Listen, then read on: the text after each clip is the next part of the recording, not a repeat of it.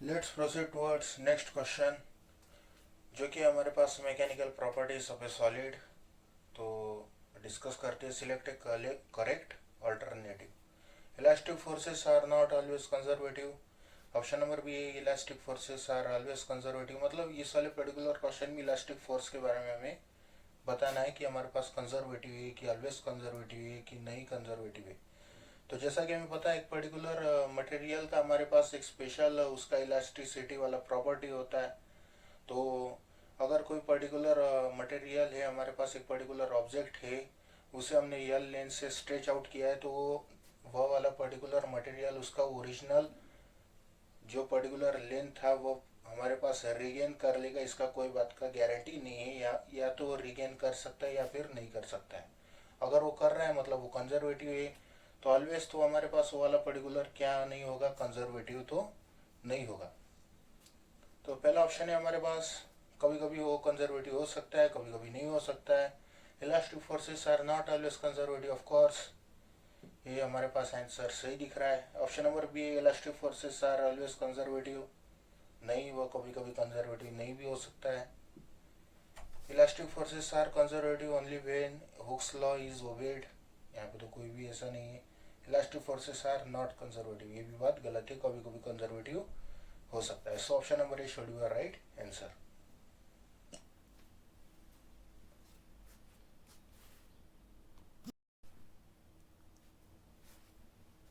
Let's proceed towards next question. The ratio of a radiative wire of the same material is 2:1.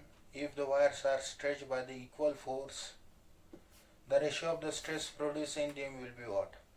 तो जैसा कि हमें पता है, stress equal to force upon area होता है। तो फोर्स अपॉन एरिया, फोर्स तो हमारे पास सेम गिवन है, तो मतलब stress is inversely proportional to area.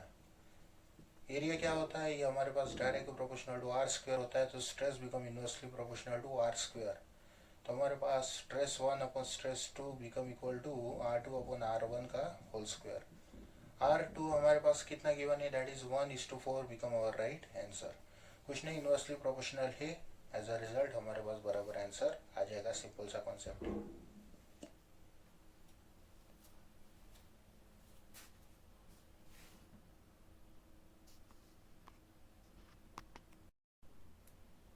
Let's proceed towards next question.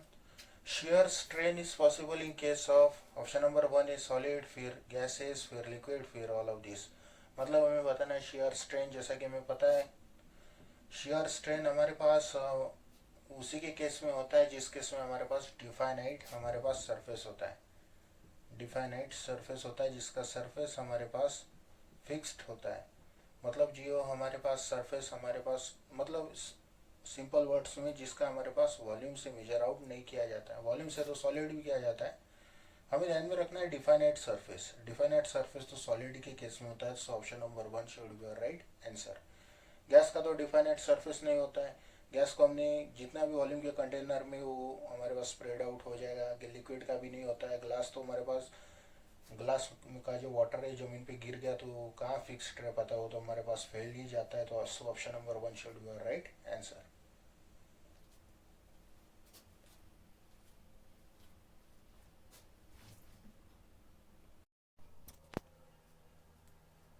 Let's proceed towards next question. A steel wire of a diameter 2 mm has a breaking strength of 4 into 10 to the power 5 Newton. What will be the breaking force of a similar steel wire? Similar steel wire लिया गया है, मतलब इसका हमारे पास क्या है, stress तो हमारे पास सेम होगा, ब्रेकिंग स्ट्रेस। ठीक है, वो देखेंगे। तो हमारे पास एक रिलेशन होता है, दैट इज हमारे पास breaking force equal to breaking stress into area. तो यहाँ से हमारे पास ब्रेकिंग स्ट्रेस है, तो पर्टिकुलर हमारे पास मटेरियल है, मतलब ये पर्टिकुलर प्रॉपर्टी है मटेरियल का, सिमिलर मटेरियल। हमने similar that is steel wire ही लिया है, पहले भी स्टील वायर था, अभी भी स्टील वायर है, तो इसका ब्रेकिंग स्ट्रेंथ तो हमारे पास सेम होगा। ब्रेकिंग स्ट्रेंथ नहीं है ये, हमारे पास क्या है, दैट इज ब्रेकिंग स्ट्रेस। ठीक है, it is a breaking stress. तो यहाँ से हम बोल सकते हैं breaking force is directly proportional to area, force is directly proportional to R square. यहाँ से हम बोल सकते हैं force is directly proportional to D square, where D is what, diameter of the given wire. तो यहाँ से हम लिख सकते हैं F1 upon F2 become equal to D1 upon D2। F1 कितना गिवन है, 4 इंटू 10 की पावर 5 गिवन है। F2 हमें फाइंड आउट करना है। इनिशियली हमारे पास कितना गिवन है, D1 हमारे पास 2 mm गिवन है, तो 2 mm का होल स्क्वायर, 2 mm अपॉन इधर है 1.5 mm का होल स्क्वायर। यहाँ से हम F2 निकालेंगे तो हमें पता चलेगा कि option number 1 should be our right answer. एक ही चीज़ ध्यान में रखना है, breaking force equal to breaking stress into area and breaking stress is a property of a material. वो हमारे पास चेंज आउट नहीं होगा अगर हमने सेम पर्टिकुलर यहाँ पे जैसा कि सिमिलर स्टील वायर लिया, यहाँ पे हमारे पास वह सेम होगा। एरिया तो बताया डी स्क्वायर अपॉन 4, तो आंसर आ जाएगा।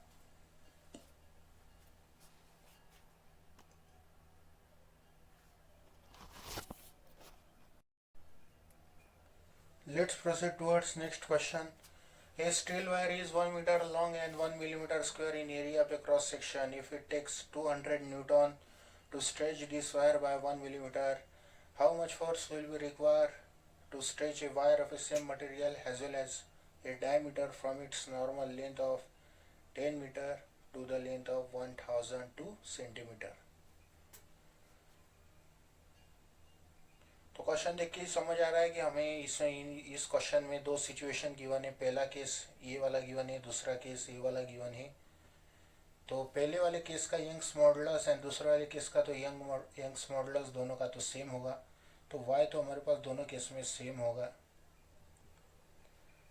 यही फंडा हमें यूज आउट करना है आंसर निकालने के लिए कि वाई तो हमारे पास सेम होगा, तो हमारे पास force upon area, force into area, force upon area into L upon delta L become equal to force upon area into L upon delta L.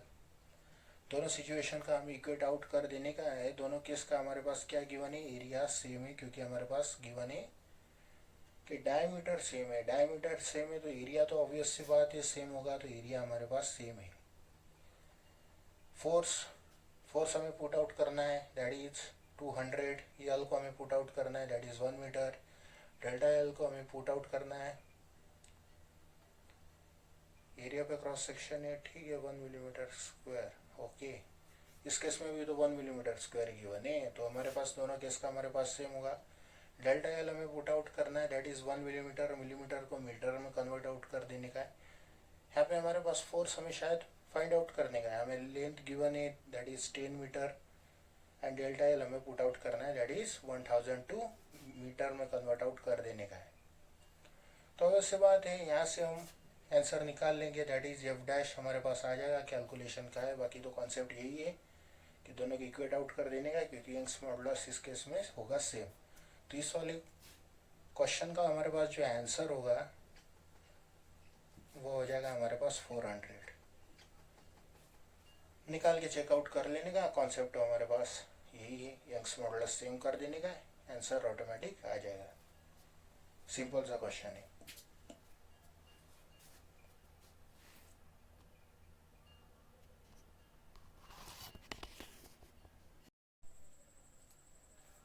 Let's proceed towards next question. What is percentage increase in the length of a wire of a diameter 2.5 millimeter stretched by the force of 100 kg weight? Young's modulus of the elasticity of the wire is 12.5 into 10 to the power 11 dyne per centimeter square. सबसे पहले तो हम unit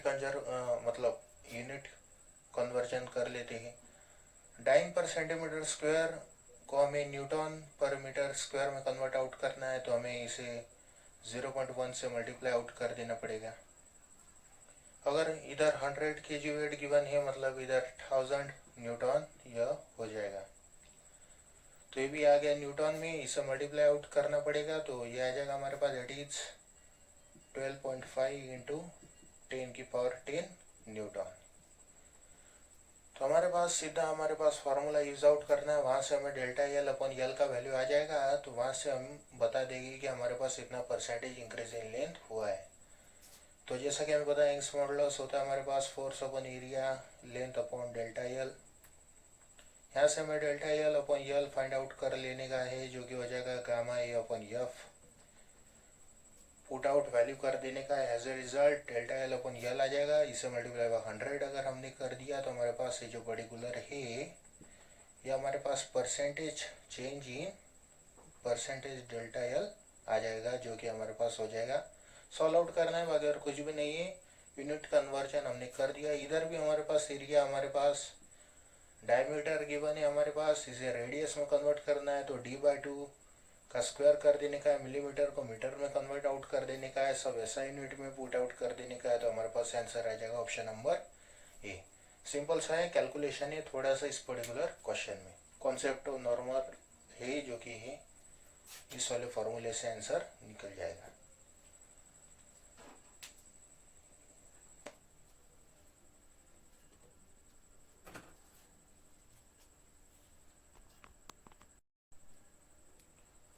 Let's proceed towards next question. The Poisson's ratio of the material is 0.5. If a force is applied to a wire of this material, there is a decrease in cross-section area by 4%. The percentage increase in the length is what? तो poisons ratio हमारे पास given है 0.5, जो कि practically maximum Poisson ratio होता है। तो हमारे पास क्या बताना है, हमें percentage increase in the length बताना है।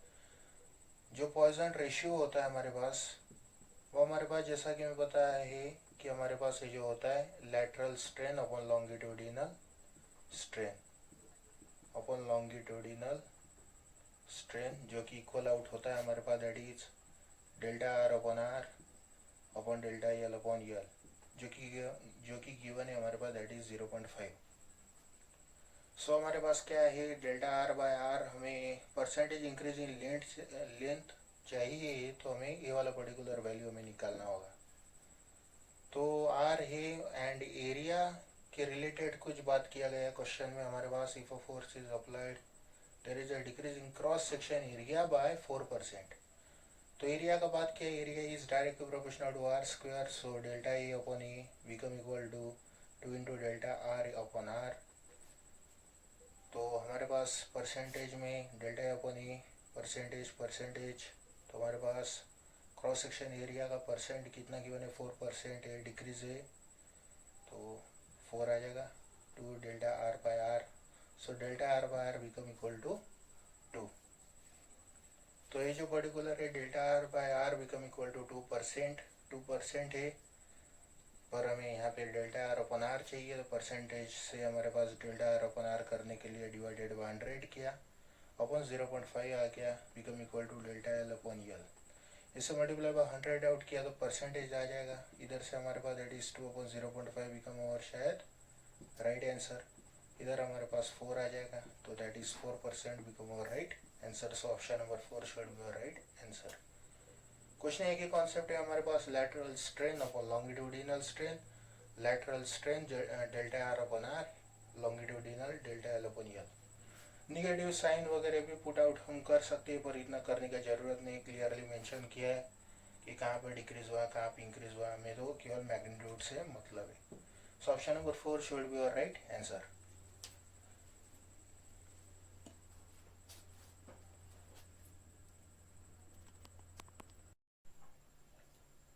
Let's proceed towards next question. A uniform cubical block is subjected to the volumetric compression which decreases its each side by the 2%. Side को decrease किया by the 2%. The bulk strain produced in it is what? Bulk strain जैसा कि हमें पता है delta V upon V होता है and volume of a cube is direct proportional to a cube.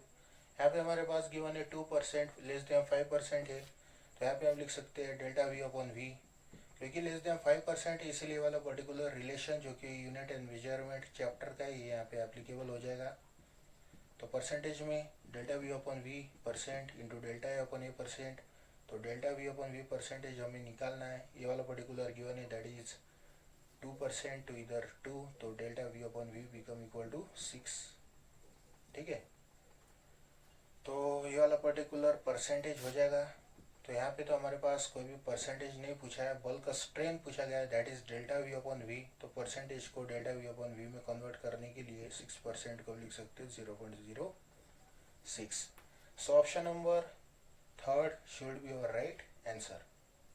कुछ नहीं, सिंपल सा कॉन्सेप्ट है, आंसर ऑटोमेटिक आ जाएगा।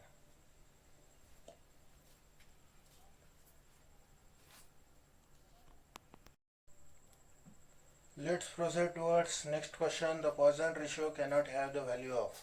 ऐसे टाइप के क्वेश्चन में, जैसा कि प्रीवियस क्वेश्चन में हमने डिस्कस किया था, पॉइजन रेशियो का जो वैल्यू है ये हमारे पास 0.5 के ऊपर नहीं हो सकता है।